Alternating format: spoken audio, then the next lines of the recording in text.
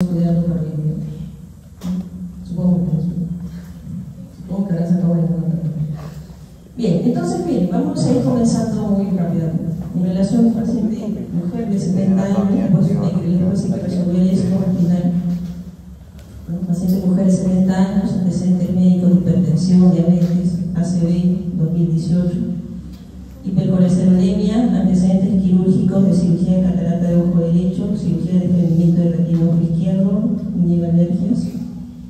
Su medicación habitual es clopidogrel, losartán, metformina y atorvastatina, con los antecedentes ya mencionados.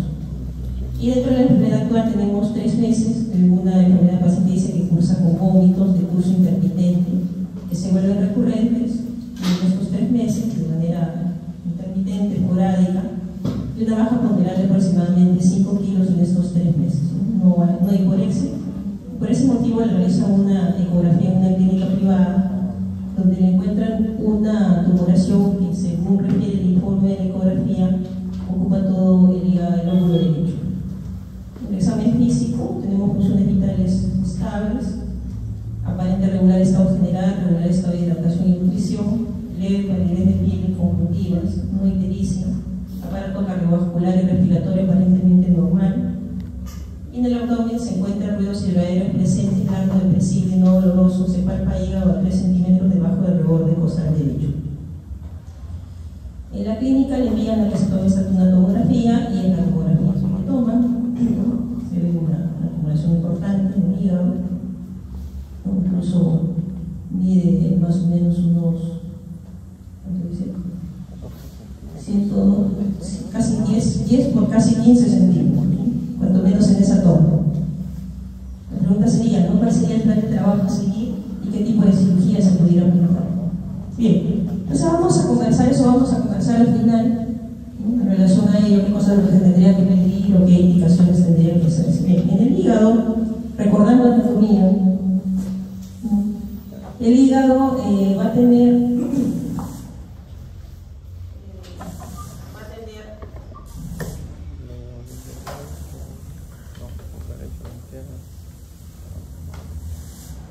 lo que son los ligamentos, ¿no? En primer lugar vamos a tener el ligamento falciforme, esto que separa la sección lateral izquierda con la sección medial.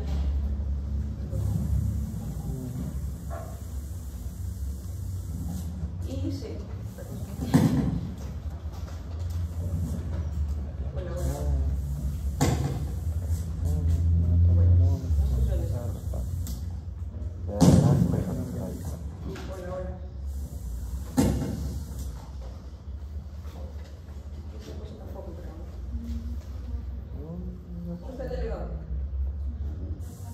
No está.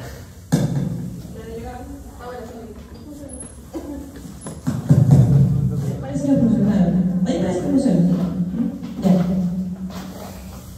Bien. Entonces vamos a ver lo que es el ligamento. Mejor así no hace el micrófono. No molesta un poco. ¿Escuchan, no? Sí. Ya. Esta cosa no funciona. El chico de audiovisuales debería estar acá. Bien, entonces vamos a tener lo que es el ligamento falciforme en esta zona de acá, más o menos que coincide con la hepática izquierda, y el ligamento redondo. Y hacia los lados vamos a tener lo que es el ligamento coronario izquierdo y el ligamento coronario derecho, más o menos a este nivel. Y después vamos a tener lo que es el triangular derecho y el triangular izquierdo, que van de alguna manera van a fijar al hígado, al diafragma y hacia la cara anterior de ¿cómo se llama?, del abdomen. Bien, entonces, si nosotros damos un poco de la vuelta a la parte posterior del hígado, vamos a tener lo que es la cava, el pedículo hepático, el lóbulo caudado, que es el lóbulo más posterior del hígado, que es el segmento 1. Y después va a tener una serie de impresiones, como la impresión renal, colónica, gástrica, y eso va a ser de acuerdo a los órganos, obviamente, con los cuales colindan. Y evidentemente va a estar lo que es la vesícula biliar. Si nosotros vemos al hígado levantándolo un poco, como acá se ve que están levantándolo con algunas valvitas maleables, vamos a encontrar este ligamento redondo que comentaba, lo que separa la sección lateral izquierda de la sección medial izquierda. Vamos a encontrar la vesícula, que va a estar entre el segmento 5 y el segmento 4. Y vamos a encontrar lo que es el ligamento hepatoduodenal acá, ligamento hepatoduodenal. donde va a encontrar el pedículo hepático. Vía biliar, como acá estaría, ¿no? La vía biliar hacia la derecha, hacia la izquierda de la vía biliar la arteria hepática y posterior a la vía biliar lo que viene a ser la vena porta. Otra estructura importante que hay que tomar en cuenta acá es lo que es el gastrohepático, ¿no? El aumento gastrohepático, el epíplon menor. Cuando uno corta esto, sobre todo en la parte que es media transparente, que es la parte flácida, y eso nos va a llevar al hiato de Winslow. Por detrás vamos a poder pasar una cirugía debajo de la parte posterior del pedículo hepático y después vamos a ver lo que es la maniobra de Prim. Igualmente, cuando cortamos el gastrohepático también vamos a poder ver el segmento 1, la cara anterior consumiendo el segmento 1. Va a ser importante para maniobras en cirugía hepática. Y en lo que viene a ser páncreas, si uno corta el epíplon mayor, el gastropólico, ahí vamos a tener acceso a la transcavidad de los epiplones, ¿no? Y con esto el páncreas, el cuerpo del páncreas, la cola del páncreas, la cabeza del páncreas, el tronco celíaco, que nos va a ayudar justamente para lo que es las cirugías de páncreas.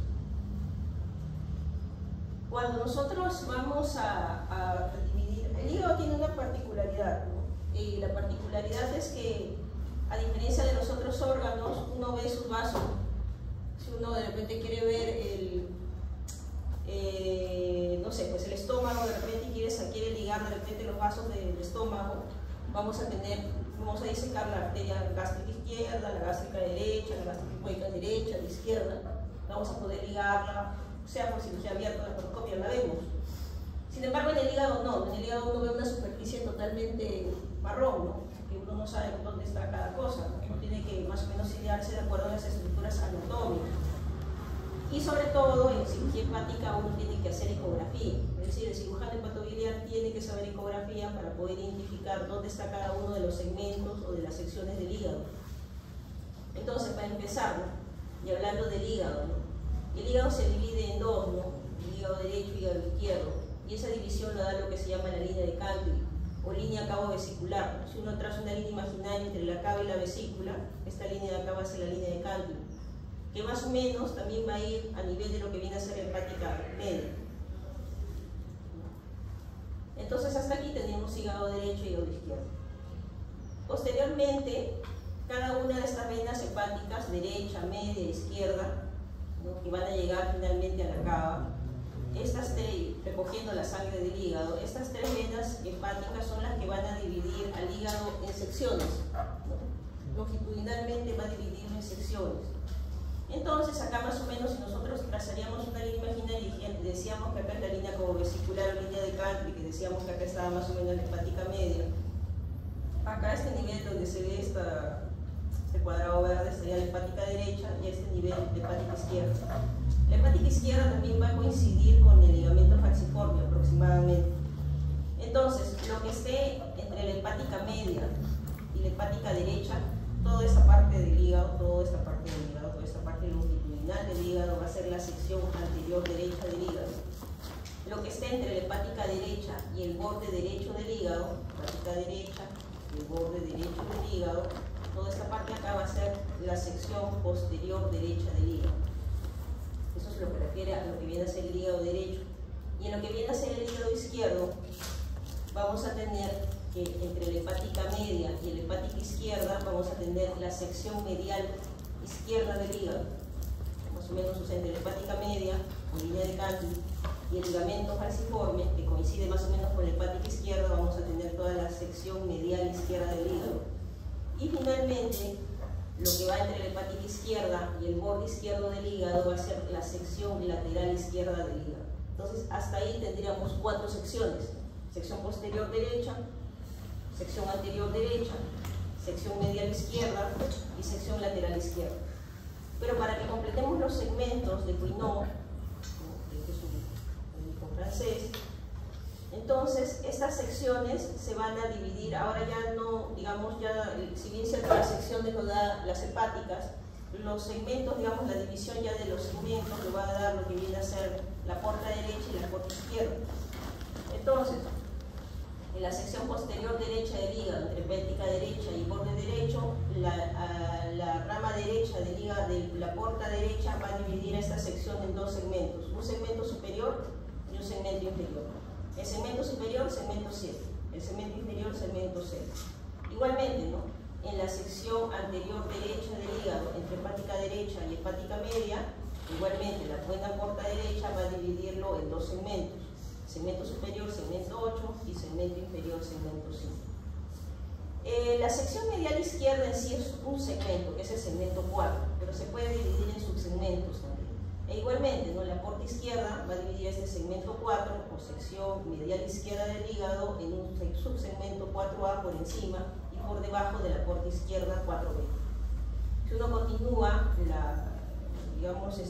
la proyección de la porta izquierda, entonces igualmente lo que vendría a ser la sección lateral izquierda del hígado, que está entre la hepática izquierda y el borde izquierdo del hígado, igualmente la porta izquierda va a dividir en un segmento superior y un segmento inferior, segmento 2, segmento 3. Y el segmento posterior, que va a estar entre la cava y la porta, va a ser el segmento 1. De ahí, de los 8 segmentos de Quinault.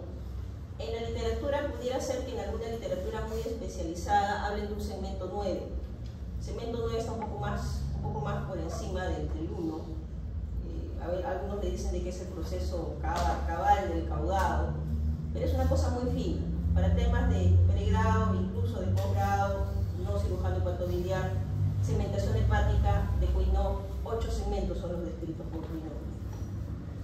Las mnemotecnias para acordarse de la segmentación. Acá vemos otra parte, este es el ligamento retrohepático, acá se ve el segmento 1, el segmento caudado, el segmento más posterior. ¿Por qué es importante saber la segmentación hepática? Porque nos va a ayudar en poder decir cómo va a ser la resección, ¿no? El nombre de la resección hepática o qué segmento yo voy a sacar si tengo un tumor en un determinado segmento, sección o lóbulo. Y además nos va a servir, obviamente, que en las imágenes, cuando nosotros digamos quiste, simple, hepático, quiste, hidratídico, metástasis, no sé, tumor hepático, tendremos que decir en el segmento tal y en el segmento tal para que yo pueda más o menos tener una idea de qué segmentos está y qué cirugía voy a realizar. O también si nuestro hallazgo en el hígado por imágenes tiene que ver o no con el cuadro clínico, ¿no? Por ejemplo, yo pregunto, ¿no? Si el paciente viene por un dolor abdominal hipocondrio izquierdo, ¿no? Reiterativo, le toman una ecografía y le sale un quiste simple en el segmento 7, que está acá. ¿Será correlacionado al dolor en hipocondrio derecho de manera reiterativa? Pregunto. ¿Qué dice Mario? ¿Qué está a su costado? Vengo con dolor en hipocondrio izquierdo y tengo un quiste de 5 centímetros en el segmento 7, este de aquí. ¿Es la culpa del quiste hepático? ¿Sí? ¿No? ¿Por qué? Por la localización, ¿no es cierto? Porque este está en el lado derecho y el otro está en el lado izquierdo, ¿no?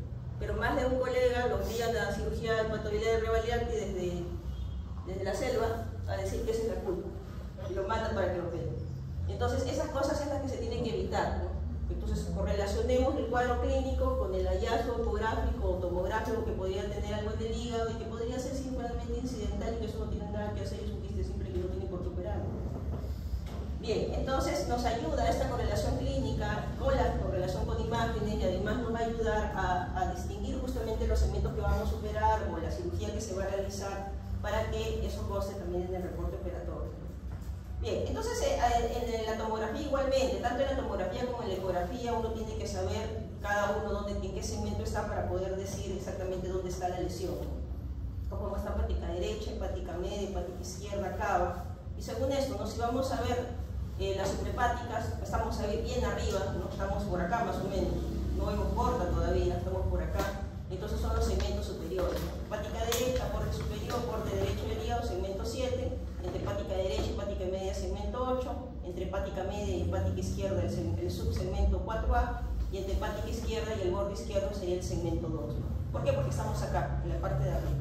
Conforme vamos a ir bajando y aparece la porta derecha, entonces ya no será el segmento 7 y el segmento 8, ¿no? Será el segmento 6 y el segmento 5. Segmento 6, segmento 5 y aparecerá el 4B, que está acá abajo, y el segmento 3, porque ya está apareciendo la porta. Igualmente, acá ya encontramos la vesícula, por ejemplo. Entonces la vesícula, ya estamos por debajo de la porta, estamos en la vesícula, segmento 5 y segmento 4B. Acá una muestra, ligamento falciforme, que va a ir al ligamento redondo, segmento 3. Bien, también es importante tener en cuenta esto de los segmentos, justamente porque en el año 2000 hubo una convención en Brisbane, Australia. Un día hay que viajar acá todos juntos. Bueno, ya que promoción.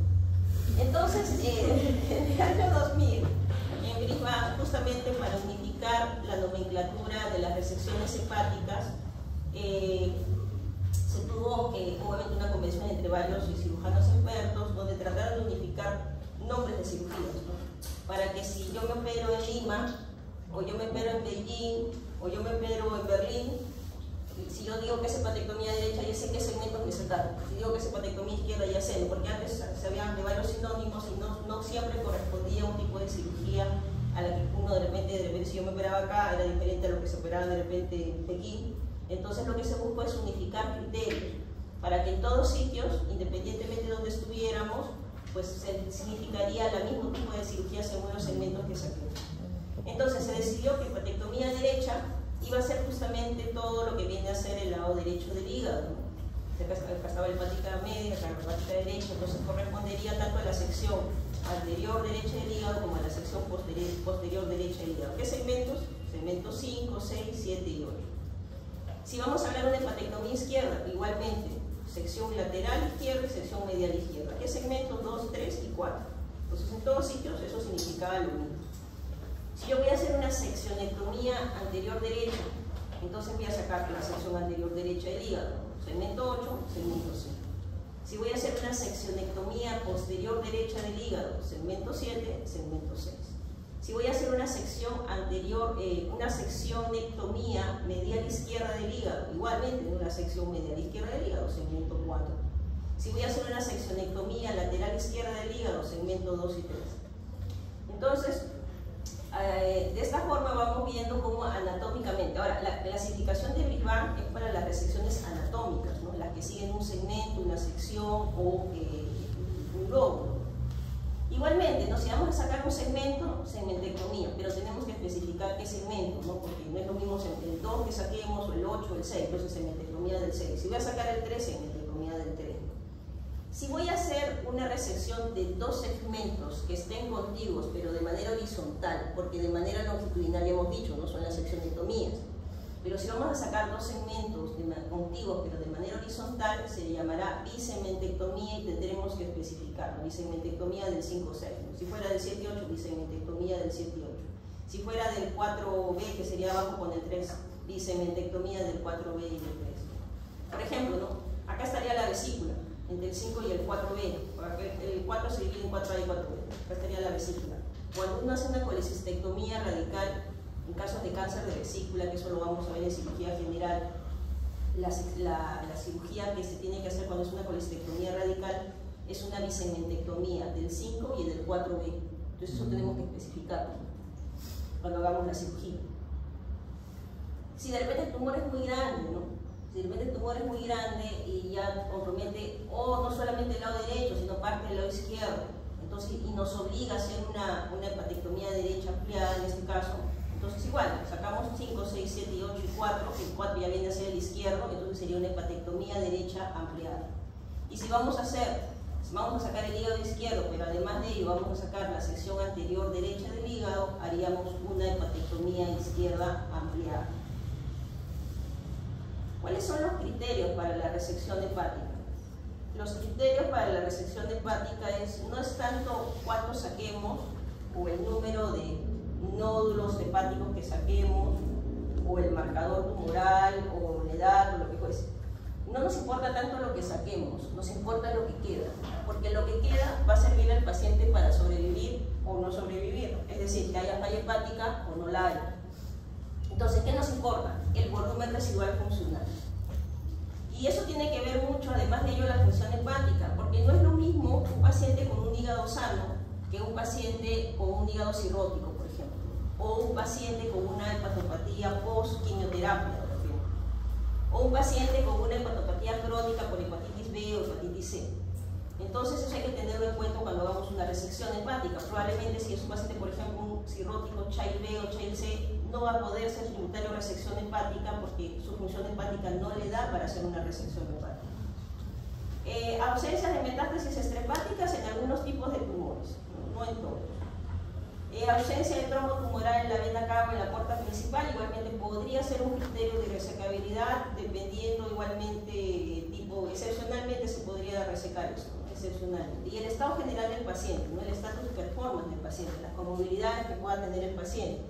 Y la logística hospitalaria, ¿no? No es lo mismo un hospital de repente nivel 1 que un hospital nacional probablemente, ¿no? Que no tienen la misma logística. Bien. Entonces, en resección hepática lo que vamos a buscar es evitar que con la resección hepática, si de repente es muy grande o muy corta, dependiendo de la función hepática, evitemos la falla hepática. Y para eso es importante medir la reserva funcional hepática por volumetría. Es importante para la resección hepática que el cirujano sepa ecografía intraoperatoria y que tenga un ecógrafo intraoperatorio. Si no lo sabes hacer, no hagas. Si no lo tienes, no hagas cirugía hepática. No vas a tener problemas con el paciente. Es importante evitar que haya el hígado, si ustedes han visto en vuestros conejitos, o que los conejitos la mayoría están unos muertitos, pero el hígado es como un plan, ¿no es cierto? Uno lo toca y sangra, ¿no es cierto? Entonces, hay que, cuando sucede en el hígado del humano es algo así, solo que obviamente es un poquito más consistente, pero el volumen es algo así, ¿no? Como un plan prácticamente. Entonces, tiene una tendencia al sangrado y por eso vamos a hacer algunas maniobras que ayuden a disminuir ese sangrado, como es la maniobra de Pringle, que después lo vamos a mirar. Tenemos que hacer, antes que hagamos la transección hepática, tenemos que decirle al anestesiólogo, señor anestesiólogo, doctor Magallanes, la presión venosa central me la tiene que bajar a 5 milímetros de mercurio para que disminuya ese retorno venoso y la posibilidad de sangrado sea menor. Y ellos me los tienen que bajar para que obviamente mi transección vaya bien y no haya mucho sangrado. Hay escaso sangrado, o sea, casi nada de sangrado. Tenemos que, lo que dejemos tiene que tener un buen inflow y outflow, es decir, el flujo de entrada, o sea, flujo, si yo voy a dejar de repente la sección lateral izquierda del hígado solamente y voy a sacar, voy a hacer una hepatectomía derecha ampliada, esa sección lateral derecha tiene que tener su arteria y su vena porta, cuanto menos segmentaria, y su suprahepática que salga. Si yo aseguro el flujo de entrada y el flujo de salida que no lo he ligado, entonces significa que sí voy a tener una buena reserva hepática. Y la volumetría hepática, que estamos hablando tanto con el tema del volumen residual funcional, se saca por volumetría, pero no solamente poner tomografía, como dicen ustedes, tomografía abdominal trifásica con volumetría hepática, tenemos que decirle al radiólogo, porque el radiólogo no es adivino. Y por ejemplo, ¿no? En un paciente que pudiera tener un tumor en todo el hígado derecho, ¿no? Entonces nosotros vamos a planear hacer una hepatectomía derecha. Entonces, ¿qué cosa es lo que nos importa saber? ¿Cuánto del hígado izquierdo tiene en relación al resto del hígado, exceptuando el volumen tumoral? Y por eso hay esta fórmula, porcentaje del volumen del remanente funcional, que sería el 2, 3, 4 y el 1, porque el 1 no lo vamos a sacar acá, sobre la fórmula del volumen remanente funcional sobre el hígado total menos el volumen tumoral. Y justamente en eso vamos a ver los porcentajes, ¿no? Entonces, en esa volumetría del hígado, del volumen residual funcional, en un hígado normal tiene que ser más del 25% para que esté apto para una resección hepática. Más del 30% si el paciente recibió quimioterapia, porque ya es un hígado un poquito con cierta hepatopatía. Y 40-50% de pacientes cirróticos Chaila sin hipertensión portal. ¿Ok? Acá faltó colocar eso, sin hipertensión portal. Y si tienes hipertensión portal, ya no es tributario a cirugía hepática. Entonces, tenemos que tener ese mínimo de volumen, más del 25% de un hígado normal, más del 30% de un hígado post-quimioterapia, más del 40%, incluso más del 50% post pacientes cirróticos Chaila sin hipertensión portal, para que nos asegure que no haya una falla hepática al día siguiente de la cirugía. En algunas ocasiones pudiera ser que el volumen residual funcional, por ejemplo, de esa hepatectomía derecha, de repente no me queda lo suficiente. No sé, de repente un hígado sano me salió un 20%, por ejemplo. Entonces, cuando sucede eso, ya no le ponemos la cruz, sino lo que hacemos es llamar a los radiólogos intervencionistas para que hagan una embolización de la porta derecha. Por ejemplo, si vamos a acá un poquito, ¿no? Pero hubieran varios, tengo varias metástasis en el hígado derecho, me obliga a dejar el hígado izquierdo y el hígado izquierdo muy chiquito, de esa parte acá es muy pequeña, menos del 25% en un hígado sano, por ejemplo. Entonces yo lo que hago es que los radiólogos intervencionistas ponen un catéter en la porta derecha y ponen una sustancia que ayuda a, ¿cómo se llama?, a embolizar toda esta zona de la porta derecha, con la intención que por un mecanismo compensatorio del hígado haga una hipertrofia del lado izquierdo, como se ve acá. Acá se ve más pequeño el lado izquierdo, acá se ve un poco más grande. Entonces, le hago la embolización portal de la derecha, espero 4 semanas, nueva tomografía con volumetría, y en este hígado sano que me decía que era 20% lo que quedaba, de repente ahora ya tengo un 30%. Entonces el paciente ya puede ser sometido a hepatectomía derecha sin correr el riesgo de una falla hepática importante que el paciente pudiera fallecer. Vamos a mirar residuos centrales para que entiendan esto de verdad.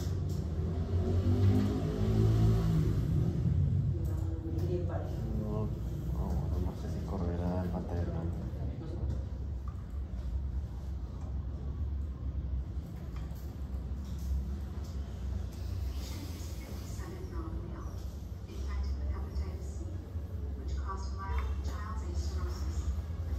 Es un paciente que tiene una cirrosis Shaila sin hipertensión portal, pero tiene justo un hepatocarcinoma en la hepática derecha. Entonces va a obligar necesariamente a hacer una hepatectomía derecha, pero como ustedes ven, bastante hígado se va a sacar. Entonces, ¿qué hacer? ¿No es cierto? Se ve que no hay metástasis extrahepática, entonces pudiera ir a una cirugía. Entonces la idea es hacer una hepatectomía derecha. ¿Qué dejamos? El hígado izquierdo y el segmento 1. Pero el futuro remanente en esta volumetría es 31.4%. Decíamos que en un hígado cirrótico sin hipertensión portal, más de 40 o más de 50%, ¿correcto? Entonces, ¿qué hacemos? Pedimos una embolización de la porta derecha. En el radiólogo intervencionista pone su catéter, hay diferentes abordajes.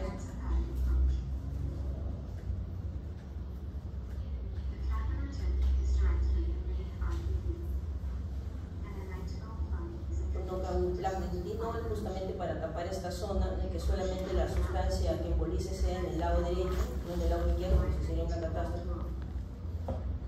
Y justamente utiliza el cianofilato para embolizar toda la porta derecha. Entonces disminuye el flujo acá y por un mecanismo de compensatorio va a comenzar a crecer el hígado izquierdo. Pide una tomografía con volumetría del lado izquierdo a las 4 semanas, ya me sale un 63%. En estas condiciones ya podría hacer una hepatectomía derecha en el paciente.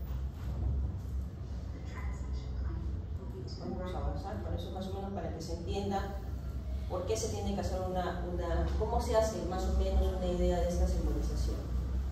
Bien. Entonces volvemos a nuestro paciente, ¿no? Paciente mujer de 70 años, ¿no? Con los antecedentes de hipertensión, diabetes, ACV, 2018, hipercolesterolemia, antecedentes de cirugías también en ojo, ¿no? Ojo derecho, catarata, ojo izquierdo, desprendimiento de retina, niega alergias, toma esta medicación, clopidogrel, losartán, metformina, atorvastatina, tiene 3 meses, ¿no? 3 meses de paciente que cursa con vómitos, baja ponderal de 5 kilos, le toman ecografía, le toman una tomografía también. En el examen físico realmente lo que positivo que hay es una leve palidez de piel y conjuntivas, y el abdomen se palpa el hígado a 3 centímetros por debajo del remorde costal derecho, y encontramos esta tomografía, le toman la tomografía, nos enseñan la tomografía, incluso tumor en uno de sus ejes mide casi 15 por 10 centímetros. ¿Cuál sería el plan de trabajo a seguir? ¿Qué tipo de cirugía se plantearía? ¿Cuál es el plan de trabajo? ¿Qué hacemos con este paciente?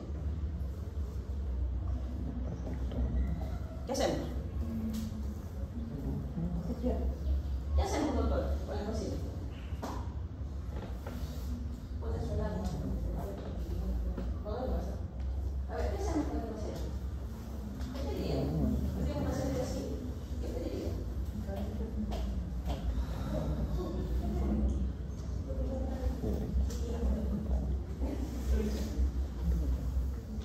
¿Qué pediría? ¿Qué viene el paciente? ¿Qué hacemos?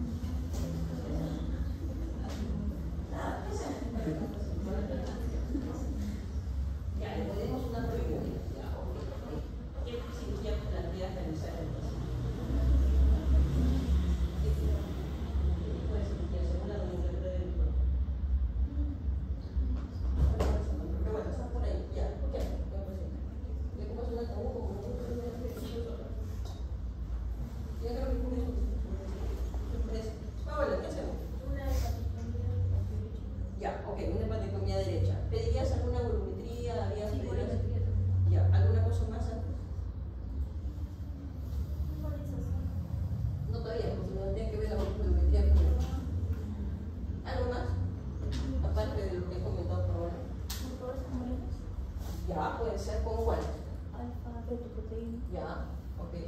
¿Qué más? Ok, ¿te parece? ¿Te parece? La doctora que tiene cara de cero. Aparte de la muerte, hay algo más. ¿Qué hacemos? ¿Qué hacemos? ¿Qué harías tú? Perfil hepático también. Perfil hepático, ya puede ser. Para ver si no sé cómo. A ver, vamos a ver. Hay que ver esto. Cuando uno pide una tomografía trifásica en hígado, tiene que tener en cuenta de que la tomografía trifásica en hígado nos va a ayudar para definir probablemente el tipo de tumor, si es benigno, si es maligno, si es un quiste o no, si es un tumor, qué tipo de tumor estamos enfrentando, ¿no? Entonces, acá vemos sin contraste, no se ve solamente una imagen hipodensa, una tumulación grande hipodensa, ¿no? Pareciera que tuviera una cápsula, pareciera. Acá sí se ve irregular, pero acá sí pareciera que tuviera una cápsula. Y después va a haber una fase arterial, que es la fase arterial, capta contraste. Y después hay una fase venosa, donde se lava el contraste. Cuando hay hipercaptación en la fase portal, cuando hay hipercaptación en la fase arterial, en una tomografía trifásica en el hígado, y hay un lavado en la fase portal, esto es un sinónimo de hepatocarcinoma. Tú lo ves, es que esto es un hepatocarcinoma. Lo más probable es que esto sea un hepatocarcinoma. Y bueno, seguramente pedirás tus marcadores tumorales y todo. Pedir un perfil hepático no estaría mal, porque nos podría ayudar a ver cómo está su función hepática. No veríamos si de repente hay algún tema sobrestásico o que aparentemente no icteriza el paciente, no estaría de más pedir. Y ver si también el paciente no tiene hepatitis B, hepatitis C, que ha sido de repente la causa de ello. No estaría de más para comenzar también un tratamiento para la hepatitis. Y bien, después de eso lo que tendríamos que ver es que nosotros decimos, bueno, nosotros tenemos un tumor acá, en todo el lado derecho, entonces vamos a hacer una hepatectomía derecha. Y esta es la porta izquierda, y esta es la hepatectomía, esta de aquí es hepatectomía. Entonces voy a hacer una hepatectomía derecha. Entonces lo que voy a pedir es una volumetría hepática, como bien pidieron algunos. Algunos pidieron el ataúd, pero no, hay que pedir la volumetría hepática. Pero a la vez vamos a hacer un estadiaje, ¿no? Porque de nada sirve que solamente veamos el hígado si el paciente tiene metástasis en el pulmón. Si ya tiene metástasis en el pulmón ya no podríamos hacer nada y sí tendríamos que hacer lo que dijo la compañera. Entonces tenemos que hacer ese estadiaje con una tomografía torácica y pélvica para ver si no hay metástasis. ¿Y qué pasaría si la volumetría nos dice 21%? O sea, lo que nos queda del 1, 2, 3 y 4 es 21%. ¿Qué hacemos? ¿Hacemos hepatectomía derecha mañana? ¿O no? No, ¿por qué? Más de 50 en un hígado cirrótico. No es cirrótico.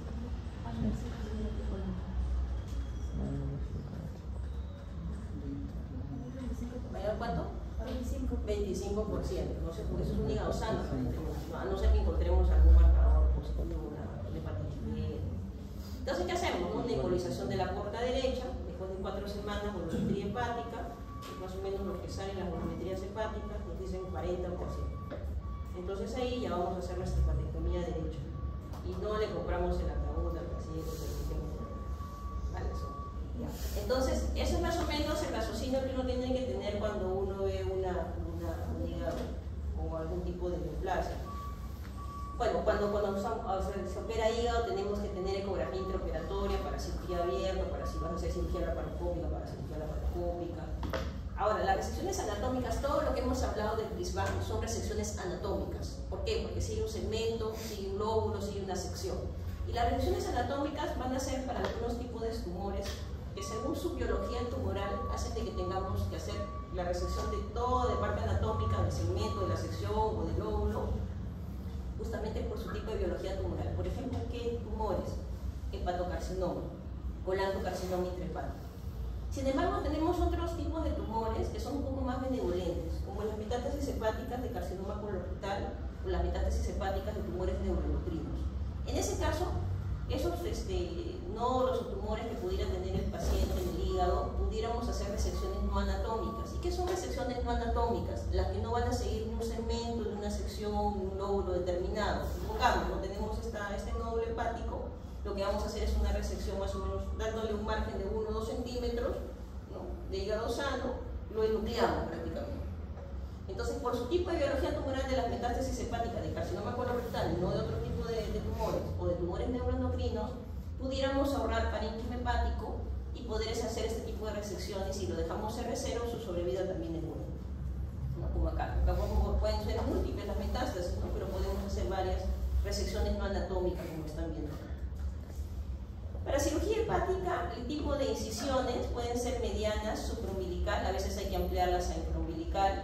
Tenemos también lo que es la incisión de Macucci, tenemos también la incisión de Mercedes-Benz, que nos hace recordar justamente al logotipo de Mercedes-Benz, el auto que tienen varios de ustedes afuera, la incisión de Chevron, ¿no?, que es como una subcostal bilateral prácticamente, también es otra opción, ¿no? Usualmente en cirugía hepática, cuando el paciente es delgado, optamos por una mediana supra infraumbilical, y cuando el paciente es un poco gordito podemos utilizar esta de Mercedes o una subcostal ampliada. Bien, en relación a la maniobra de Pringle, lo que comentábamos, ¿no?, cortábamos el gastrohepático, pasamos el dedito por detrás del llato de Winslow para poder pasar una cintilla o un clamp, que no podamos clampar el pedículo hepático, solamente para disminuir la posibilidad de sangrado durante la transección. Y esta maniobra de Pringle, lo que hacemos es que le decimos a la enfermera: clampamos el pedículo. Cuando estamos haciendo la transección hay mucho sangrado, de repente lo clampamos, miramos bien de dónde está sangrando, ponemos el punto, todo nos da un tiempo, ¿no? Y esa maniobra de Pringle, 15 minutos tiene que estar clampado y 5 minutos de descanso. Si sigue sangrando, volvemos a hacer la misma maniobra las veces que sean necesarias durante la transección hepática. ¿Quién nos avisa el tiempo? La enfermera instrumentista o la enfermera circulante, ¿no? Por eso tenemos que decirle: empieza el Pringle, cuenta 15 minutos, y nos tienen que decir 15 minutos, doctora. Nos avisa 5 minutos, 5 minutos, 5 minutos, ya no podemos hacer la misma. Entonces, eso es más o menos. Acá les dejo un video. No sé si lo vamos a poder ver. Sí, solamente para que tengan una idea en qué consiste, ¿no? Parece que no. Acá está el hígado, este es el gastrohepático, esta es la parte flácida, no se corta, esto es la laparoscopía, puede ser por cirugía abierta también, este es el pedículo hepático.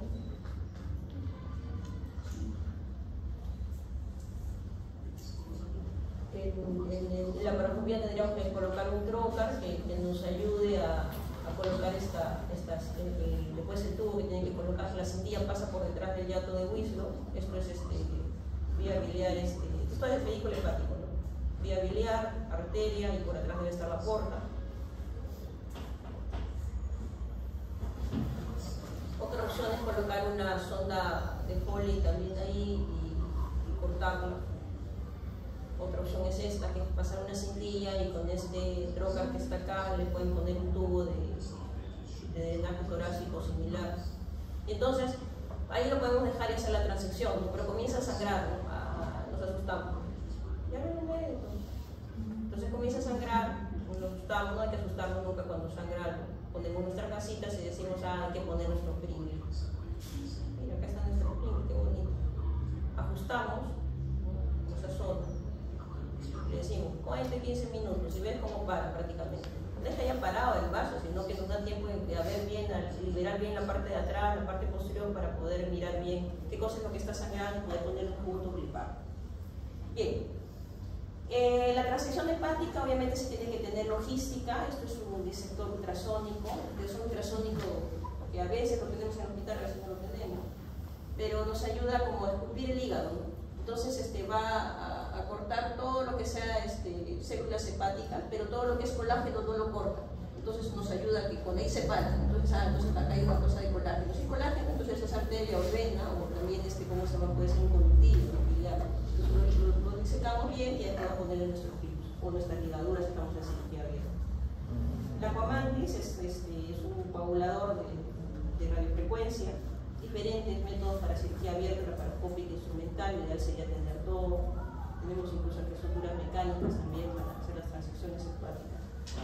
Y importante el estado general del paciente, ¿no? No es lo mismo un paciente que de repente sea un ASA 1, un ASA 2, o incluso un ASA 3, que de repente un paciente que tiene un descompensado, o una SC, o una insuficiencia hepática, una insuficiencia aórtica de repente severa, ¿no? Ese paciente no va a tolerar la cirugía hepática.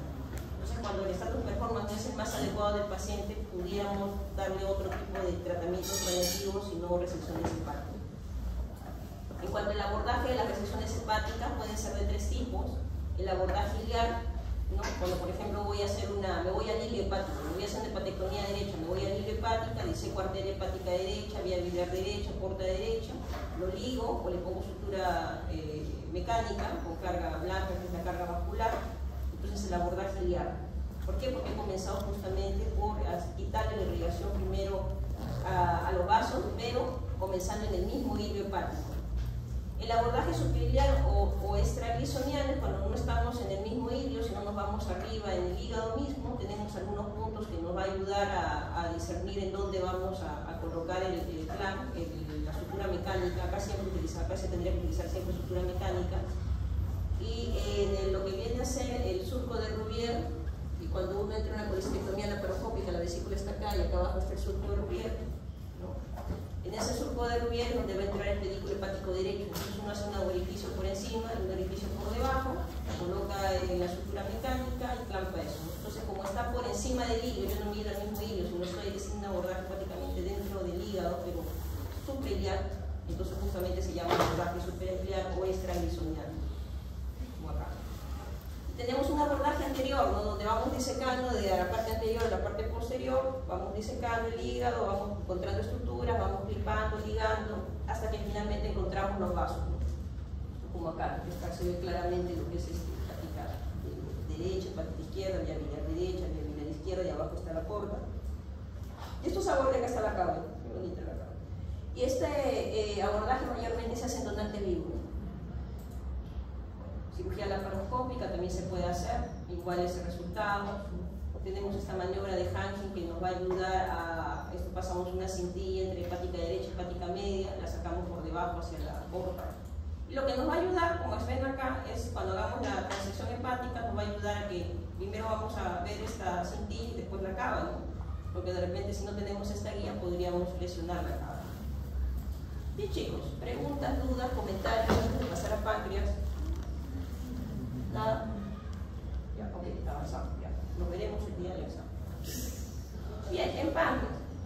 En páncreas hay que tener en cuenta que el páncreas va a tener lo que es el proceso uncinado, que es lo que va acercando a los vasos mesentéricos, incluso a la aorta, la cabeza del páncreas, el cuello, el cuerpo y la pulpa. Y va a tener su irrigación tanto arterial como venosa. Y en cuanto a la irrigación arterial va a depender mucho de los vasos pancreatoduodenales que van a venir de la gastroduodenal superiores y los inferiores van a venir de la mesentérica superior. Y esto va a irrigar principalmente lo que es la cabeza del páncreas. Pero lo que viene a ser el cuerpo del páncreas y la cola del páncreas, vamos a tener que tener en cuenta las arterias que vienen fundamentalmente del esplénico. Y con esto la pancreática magna, la pancreática transversa, varias arterias dorsales del páncreas y por último también los que vienen a ser los vasos córneos. También de la gastroclórica derecha. Bien, y tenemos también los vasos venosos, ¿no? Y tenemos que tener en cuenta de que acá tenemos la mesentérica inferior, la esplénica, y la unión entre la esplénica y la mesentérica superior de la vena, la unión espleno-mesentérica, se van a fusionar y van a formar la porta por detrás del cuello del páncreas. Entonces, cuando nosotros veamos esa unión espleno-mesentérica y comienza la porta, esa parte de ahí, esa justamente va a ser el cuello del páncreas, ¿no? Que va a dividir justamente la cabeza del cuerpo. Bueno, hay diferentes ganglios que son similares a los ganglios gástricos, eso no vamos a ahondar. En todo lo que viene a ser tumores malignos periambulares, cáncer de cabeza de páncreas, cáncer de duodeno, de la segunda porción de duodeno, colangiocarcinoma distal, ambuloma, ¿no? Son tumores periambulares. Para todos ellos vamos a tener que la indicación va a ser una duodenopancreatectomía de Whipple, cuando es resecable, evidentemente, y cuando tiene sus contraindicaciones, cuando hay metástasis. Si tenemos un adenocarcinoma, sea un colangiocarcinoma distal, sea un cáncer de cabeza de páncreas, un ambuloma, NM duodeno, Si tenemos metástasis ya no son resecables, a diferencia de las metástasis colorectales, que dijimos que sí podrían ser resecables si hubiera metástasis. En el caso de los tumores perioculares, cuando hay metástasis ya no se puede hacer, no podemos soportar ese tipo de tratamiento quirúrgico como es la pancreatectomía. Igualmente, cuando hay compromiso del tronco celíaco o cuando hay compromiso de más de 180 grados de la arteria mesentérica superior. Tenemos estas guías americanas. Y fundamentalmente los tumores, vamos a pasar aquí, en páncreas, este es el páncreas. Acá hay un tumor en la cabeza del páncreas, este es vena mesentérica superior, arteria mesentérica superior. ¿Okay? Es resecable cuando encontramos un tumor de cabeza de páncreas aquí, donde vemos que hay una interfaz importante entre los vasos mesentéricos y la cabeza del páncreas. Se ve que hay una interfaz acá y por lo tanto podemos hacer la doble pancreatectomía del tumor. Pero en otros casos va a ser borderline. Va a ser borderline cuando tengamos un compromiso de menos de 180 grados, tanto de vena como de arteria. En la vena sea menos de 180 o más de 180, si podemos resecarla, podría tener todavía opciones, ¿no? Y en la arteria sí, sería un borderline en menos de 180 grados. Cuando vemos esto, entonces primero vamos a dar neoadjuvancia, probablemente para que disminuya esta parte de acá y podamos tener una opción a una cirugía de vena. Pero cuando ya lo vemos así localmente avanzado, donde la vena está comprometida todo y la arteria igual, y estos ya están localmente avanzados. Si es menos de 180 grados, la arteria tiene una opción, pero si es más de 180 grados de la arteria mesentérica superior, ya no es resecable. Así que se puede intentar quimio, sí, pero es poco probable que se pueda rescatar un tipo de pacientes. Y bueno, en la cirugía de Whipple, como ven ustedes acá, porque es importante reconocerlo de la arteria y vena mesentérica, porque justamente tanto la cabeza como el proceso uncinado hay que liberarlos, tanto de vena como de arteria mesentérica, y así como lo vamos a ver en la cirugía. Y esta cirugía de Whipple, mayormente el tipo de incisión va a ser una incisión mediana, supraumbilical, incluso supra-infraumbilical, y una incisión de chevron también pudiera ser. Y esta cirugía va a sacar prácticamente varios órganos. Vamos a sacar la parte del antro gástrico, todo el duodeno, los primeros 10 centímetros probablemente del yeyuno, después del Bates, la vía biliar, la vesícula. Y en los casos que queremos preservación del píloro, pudiéramos preservar el estómago, pero sacar todos los otros órganos, ¿no? ¿Y qué vamos a tener que hacer después? Una reconstrucción, ¿no? Acá por ejemplo una gastrectomía subtotal, una Whipple clásica, ¿no? Entonces tenemos que después reconstruir, ¿no? Una gastro entero, hemos sacado acá la cabeza, ¿no es cierto? Hemos sacado todo el duodeno, que vamos a hacer acá una pancreato y el uno, hemos sacado también la vía biliar, hemos dejado prácticamente el hepático común nada más. Entonces tenemos que hacer una derivación también entre el hígado, entre el conducto biliar principal y el intestino. Cirugía bastante compleja, bastantes anastomos, mayor posibilidad de complicaciones. Para esta cirugía va a ser necesario hacer la maniobra de Catel. La maniobra de Catel va a consistir en cortar la fascia de Toll que une el colon ascendente con el parieto cólico derecho. Vamos a cortar toda esa zona y vamos a ir levantando toda la parte posterior del colon con su meso para exponer el duodeno con la cabeza del páncreas. Y vamos a hacer esta maniobra de Kosher cuando también vamos cortando alrededor del duodeno, justamente lo que va a salir en una pancreatectomía de Whipple, ¿no? Y acá vamos a ver cómo lo vamos liberando de la parte posterior. Y cuando lo vamos liberando de la parte posterior, vamos a ver el riñón derecho, la vena renal derecha, la vena cava y la aorta. Otro tipo de cirugías que mayormente se hacen en páncreas es la pancreatectomía distal o pancreatectomía corporocaudal también. Y eso es para lesiones o tumores o tumoraciones quísticas en cuerpo y cola de páncreas. Es básicamente para ello. ¿Cuáles son las contraindicaciones? Metástasis, compromiso del tronco celíaco de arteria hepática, invasión local al estómago, colon o riñón y los ganglios mesentéricos positivos. Si hubiera alguna de estas cosas, ya no se podría hacer la pancreatectomía corporocaudal.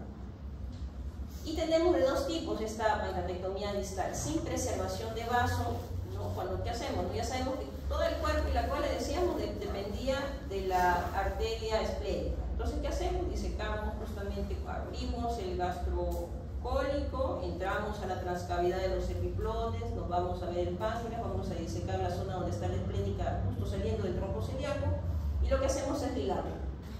Lo ligamos, Vamos un poco más posterior e inferior, encontramos la vena esplénica, hacemos exactamente lo mismo, ¿no es cierto? Y como hacemos esto, tenemos que sacar el vaso. Y sacamos todo, como ven acá, todo el vaso, la cola y el cuerpo del vaso.